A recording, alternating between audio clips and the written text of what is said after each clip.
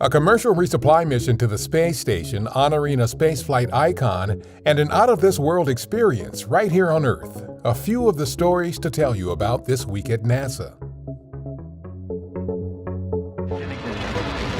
Main engine start.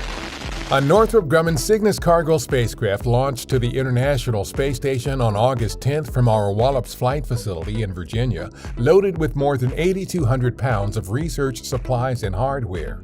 2 days later, the Cygnus, named in honor of the late Ellison Onizuka, NASA's first Asian American astronaut, arrived at the station. This is the company's 16th Commercial Resupply Services mission to the space station for NASA. On August 11th, our Glenn Research Center held a dedication ceremony for the renaming of NASA's Plumbrook Station in Sandusky, Ohio, to the Neil A. Armstrong Test Facility. The event was led by our Administrator Bill Nelson and featured remarks by several guest speakers. It's our family's hope that the Neil Armstrong Test Facility will continue to vault us forward for faster and safer aerospace transport, and that this new name will be a beacon for the best, the brightest, and perhaps most importantly, the most determined. The Armstrong Test Facility houses the world's largest and most powerful aerospace testing facilities and is the only place in the world that can test a full-sized spacecraft for the extreme conditions of launch and spaceflight. NASA is looking for crew members for the first in a series of one-year analog missions in a 3D-printed habitat at our Johnson Space Center designed to simulate life on a distant world. Set to begin in fall 2022, the series of missions, known as Crew Health and Performance Exploration Analog, could help develop methods and technologies to prevent and resolve potential problems on future human missions to the Moon and Mars. Learn more about this and other NASA analog missions at nasa.gov/analogs.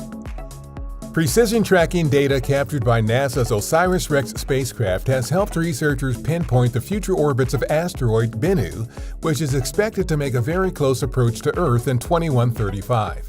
With the ability to better understand the movements of Bennu, researchers believe the chances of it hitting Earth are very low through the year 2300.